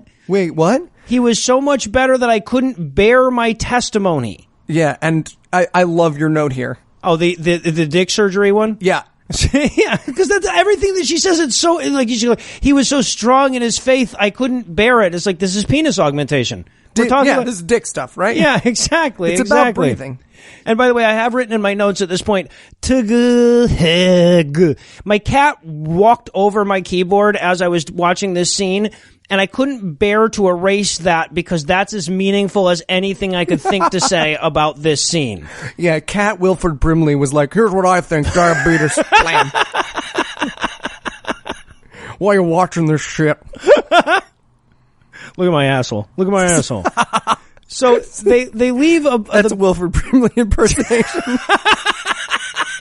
Here's the thing. Someone doesn't know who Wilford Brimley is. And they're just like, they're Googling him now and they're like, why did that guy show someone their asshole? Yeah, I guess it's a dog person. So they leave the beach and apparently somebody took the van, I guess, or whatever, so they have no way to get back? I who the fuck knows? Well, and this is where we get the craziest, well, not the craziest, one of the craziest moments in the movie. Because they're like, I guess we should take the bus. And Pops is like, oh, can't take the bus. If I sit down, I'll fall asleep. And if I fall asleep, I'll die. And he's like, so we should take you back to the hospital, right, Pops? And he's like, no. Gotta go talk to the hookers. Yeah, apparently he's like Jason Statham in Crank or whatever. He's got to keep his adrenaline going. And so now we go back to Pops and Ellen, who are over at Benny's place, just sitting on his porch, trying to figure out what went wrong. And this is like the stalker boyfriend of religious proselytization at this point. He didn't show up at the fucking baptism. Leave the poor guy alone. Yeah, I wanted them to be holding a fucking boombox over their head, playing the Book of Mormon, the podcast. They're just playing David Michael's show at him. So, and then, of course, we get a little bit more of the backstory here, and it starts off with them going like, how were you born Mormon? Here we go. Take me there, Noah. Take me. You know what it is. Yes. Take me there. Then he drops the dad in prison thing. Why is his dad? Just take a moment. Pause the podcast. Why is his dad in prison? Tax fraud? Write down a list of what you think it might be. Take a second and think about how you would want the only Mormon character, the Mormon father figure in this movie to be portrayed. Because he turned his son Mormon, right? Yeah, right. His son was Pentecostal, yeah. What's he doing? Oh, he stole some bread to save his sister's son. Right now he's got a tattoo on his chest getting chased around by a French guy, right? No. He fucked a bunch of kids. He was a serial child molester. Fucked a bunch of kids. Not even one kid. He fucked a bunch of kids. All over the country with the Mormon church. Like on Mormon missions, fucking children. A county fair tour of child fucking. Yes. They didn't have to, but they did. But they did. He could have robbed banks. Anything. He could have anything to make your Mormon character look better than fucking a bunch of kids. Yeah, he could have shot an old lady for her fucking Social Security check. Sure. Anything. Sure. Anything but what they did. And so he goes, and then he goes like, yeah, but on the other hand, so wait, stop, drop. This is how we roll. He says, but he made me Mormon, so, and then he does like a, he fucked a bunch of kids, but he did introduce me to... but he also made me Mormon. What am I supposed to do? Yeah, I wonder why that child molester kept wanting me to get soaking wet and baptized. Fucking crazy. What? The craziest thing I have ever heard of. Well, but it gets even fucking crazier when we get to Pops' response, because he's like, I haven't had much luck in the dad department. He's like, well, at least your real father's there for you. He goes, well, no, my real father left me. I'm talking about God. It's God. I meant Jesus, man. I'm like, Jesus. What a dick thing to say to a guy without a dad. What a crazy scene. There's no way to write Pops' character unless he puts a t-shirt gun in his mouth and shoots out the back of his head. There's no way to, he wrote himself into a corner, but it is the craziest thing in the world where they just sort of like shrug their shoulders. And if you're wondering, hey, does that kid fucking dad scenario ever come back in this movie? No. There was never a reason for that. In no way. Now, so I want you to keep in mind the progression of what we've had in this movie, right? So we've got the Kinniger guy, the guy who's reading books that aren't Mormon, who is convinced that this is bullshit, and we have his scene. Then we had all the racist shit that we dealt with, and then we had, Pops is like foregoing important medical treatment just so that he can be at this weird ceremony, and then, wow, my dad's a child molester, and the child molester made me into a Mormon. So like at this point, it is so easy to think, wow, they're tricking Mormons. Well done, guys. They're tricking Mormons into seeing all this shit.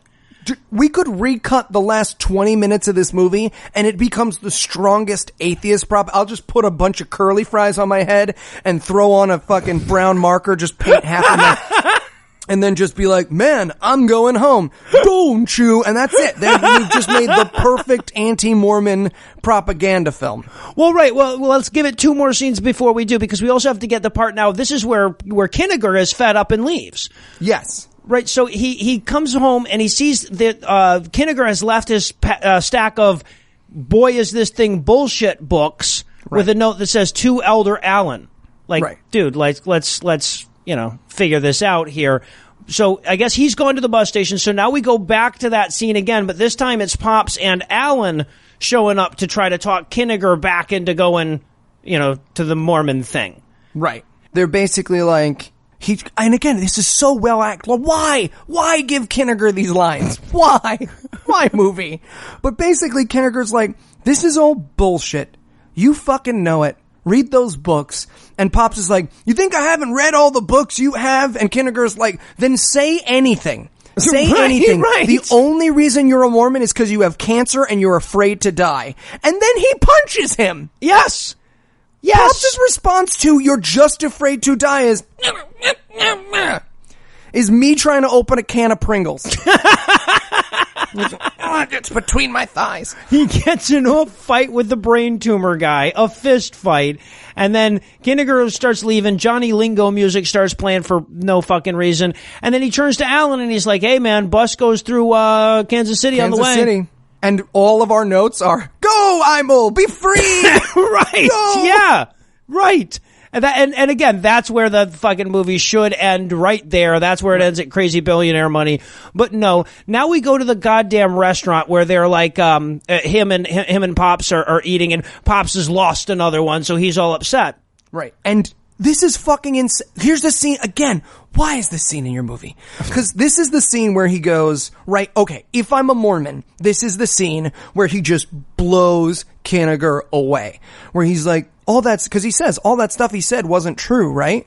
And what's supposed to happen in the Christian movie you write to convince people to stay Christian is, dude, let me tell you something. God makes horses where God makes horses. And that thing about Joseph Smith, turns out it's not true. I got a video of Joseph Smith telling the story 4 times backwards because it totally matches up. And instead he looks at him and he goes, I'm not going to convince you, man. You're just going to have to, his message is, you're just going to have to believe this shit. Mm-hmm. That's all he's got. And he gives it to him in like 5 minutes worth of melodramatic key jingling, but all he's got is, none of this shit makes sense, man. You just gotta accept it. Right. And he goes, look, I can't answer those questions. And I wrote in my notes, oh, okay, I'm gonna go. You wanna split the check? Or you know what? You get this one. You get this one because I was in your cult and you didn't have an answer for me. And you didn't pay me for anything. Yeah. And now we're gonna get the denouement, him turning religious scene. Because here's the thing. Again, up until this point, I was worried that this movie was not going to be good for our show. Right. But now it's time for him to squeeze his butt cheeks together and be Mormon. Well, right, and so we get this praying montage, and this goes on for like 25 minutes, but what we first see, and we're supposed to be cheering this, he throws the books he hasn't read away. Fuck those books. This movie. Yeah, as the movie would have him do. And then he reads the Bible for a while and then asks the inside of his own head what's correct. We call that epistemology, boys and girls. Mm-hmm. What the fuck? That's the actual message of this movie. It's like when you find information that conflicts with what we tell you, throw it away and wish in your head that you didn't know it. Yeah, it's like all those illegal movies like Jerry Maguire or fucking 10 Angry Men where the guy like finally figures out the evidence that's gonna convict the killer or set the teenager free, except all he does is think to himself, and then the movie expects us to be like, oh, he figured it out, I want the truth. Like, that's what it's supposed to be, the I want the truth scene, but he's just yelling it at himself, and then he answers himself, and then that's it. We never address any of the points that have been raised. He thought real hard in his head, and it's fucking over. The conversation he had with himself turned out well for his delusions, so dunzo McOnezo. Yeah, right, and it's kind of like that fucking lawyer in that scene found the fucking evidence and then threw it away and prayed to God and asked him what he should do. Threw it in the garbage and was like, tell me, Jeebus.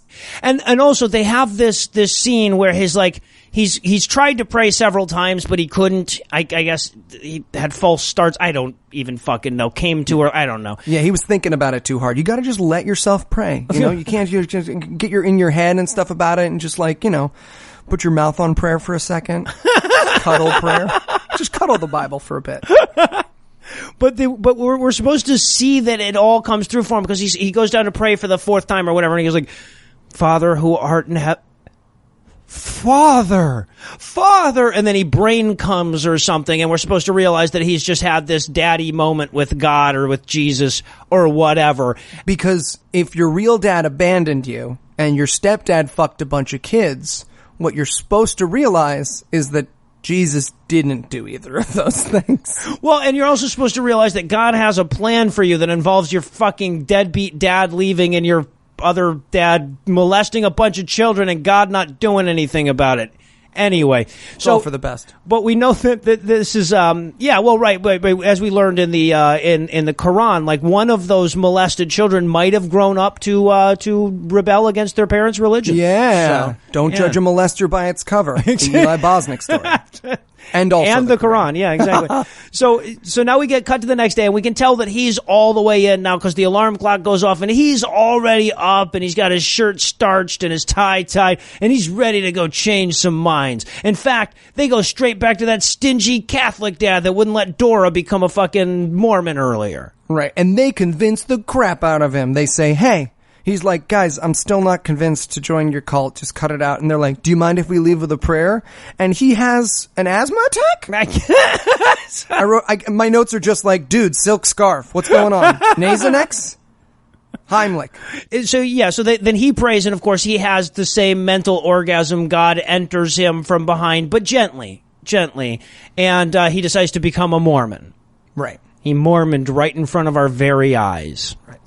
And then we cut to them stalking Benny some more, and I wrote in my notes, guys, Benny is growing fortune cookies instead of meth. Leave him alone.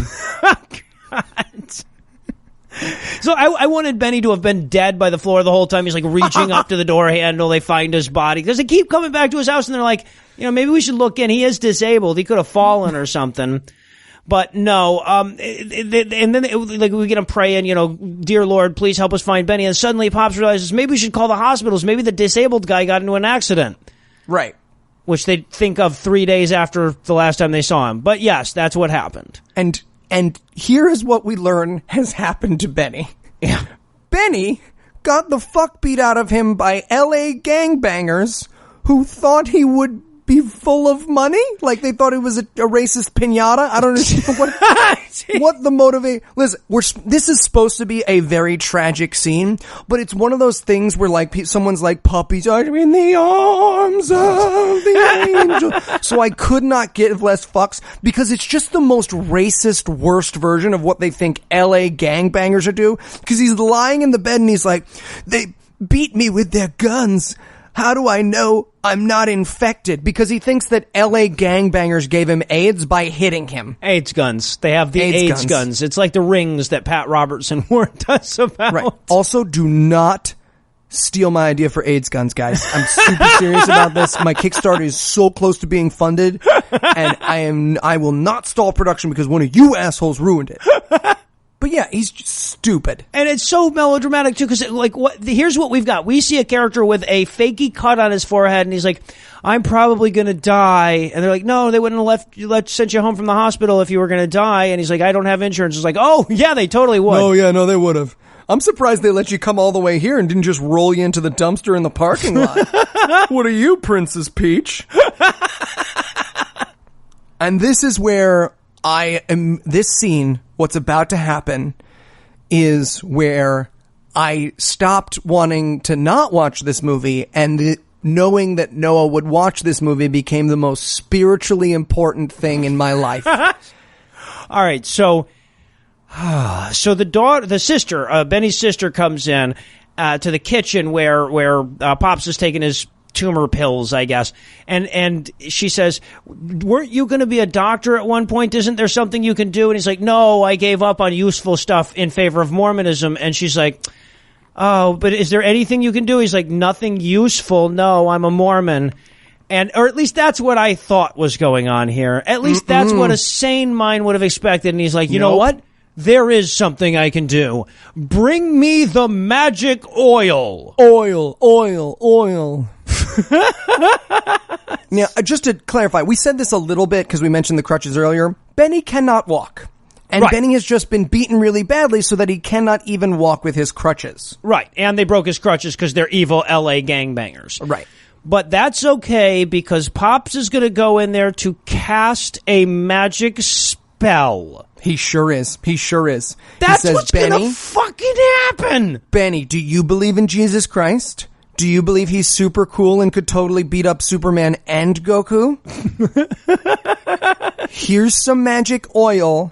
Now you can walk. Now you can fucking walk! And indeed, he can. Oh my fucking God. And I'm just like writing in my notes, hey, are you still crippled there, lady? Must not love Jesus enough. Must be praying wrong, I suppose. Yeah. Fuck this goddamn fucking movie. Fuck them and their bullshit false hope. That guy could have been a goddamn doctor. Could have been a doctor. You know those people who actually help people. Yeah, walk right, in. exactly. The people who this actually happens for. Right? Because that's the fucking thing is that, you know, back in the day, whenever religion, you say, oh, we can make the lame walk, we can make the blind see, we can make the deaf hear, and the thing is that science actually can do that shit now a lot. And it's so routinized that we don't even look at it as a miracle. But even today, the best religion can do is imagine if their magic was as good as science is. Yeah. As good as science really fucking is. And it's not. So they have to make up bullshit like this scene where suddenly the crippled guy can walk because the Mormons put fucking oil on his head. Yeah. You know why? The story where doctors do this is boring. Right! It's just a part of the movie where he already went to the doctors and the doctors did the real shit. And the part where Pops went to the hospital and the hospital did the real shit. It's all the boring part of this movie because it's real. Where they stand there for 7 hours and fucking cut you open and then take shit out and then put you back together again. And it's not just what I do to male postal workers who get too close to my traps. It's real, and it would be a terrible, boring movie that none of us would want to watch. And you want proof? There's surgeries on YouTube right now. Go watch one. You won't. You know why? Right. Because they're fucking boring. Right. And the only way you can make it interesting is to put Jennifer Garner and Queen Latifah in there and act like there was magic involved somehow. Oh, we should start doing that. We should start just annotating boring surgeries with things we pretend are magic. With scalpel. Ooh, the scalpel of Omun-Ra. Uh-oh, Doc. Looks like he's losing a lot of blood. No, he's not. He's totally fine. Better use our wound-a-wound. She Wonder Twins activate. Just me and Heath doing little rain dances around an operating room. Can we make them leave? I don't know. It's something about a Patreon goal. They promised they'd do it. They ate a whole bucket of the Jim Bakker stuff, so they're going to need to be in this hospital anyways. Oh, God, that's still coming, isn't it? So, and then, of course, the Mormon coffee addict, the guy that we met earlier, he sees that Benny can now magically walk and decides to give up the devil's diarrhea once and for all. So, yes, after the miracle guy can walk who couldn't scene, we get a emotional scene about a man giving up coffee. Yep. That's Mormonism for you. Yeah. Holy shit. So then we cut to the next morning, and Pops is dead. Pops is dead. And I wrote in my notes, try the oil. Yeah. That's strange. It's like they knew it was bullshit this time. But I like the interpretation that he traded his life for Benny's legs, you know? Yeah, exactly. Anyway, so yeah. So now he's dead of his brain tumor, and Alan has to load him up, and because it's like when you rent a couch, when you call the coroner, they expect you to help. Right, exactly. He's got to dress him up and tie his shoes and plug his butthole. And we spend a lot of time with this dead body. I mean, we could have just cut to the funeral. Not the first time Noah has said that to me. Just for listeners at home, not the first time. And the answer is because I was nervous. And then, we get Alan sitting by the dead body and shit like that. And I'm like, wow, this companion thing just keeps getting creepier. Yep. Holy shit. I thought when they died, you get to go home, but apparently not. No, you've got to lay with them in the ground until the 2 years is up. Exactly. And so then we get like the Mormon pre-funeral, because I guess they're going to fly his body back home so that Dad can have a regular funeral in the wrong religion. So they're going to have the little Mormon pre-funeral where White Grimace says a few words, and it's basically Walter Sobchak eulogizing Donnie. Pretty much, yeah. I mean, he's like, he lacked patience and he lost his temper. He even flirted with my wife. He cheated at solitaire. He smelled like the blacks do when they sweat. He was an insufferable ass. I'm sorry. What were we talking about? Sorry. Oh God, everyone's here. Oh fuck. Inside thoughts. He also calls him spiritually clumsy. The Eli Bosnick story.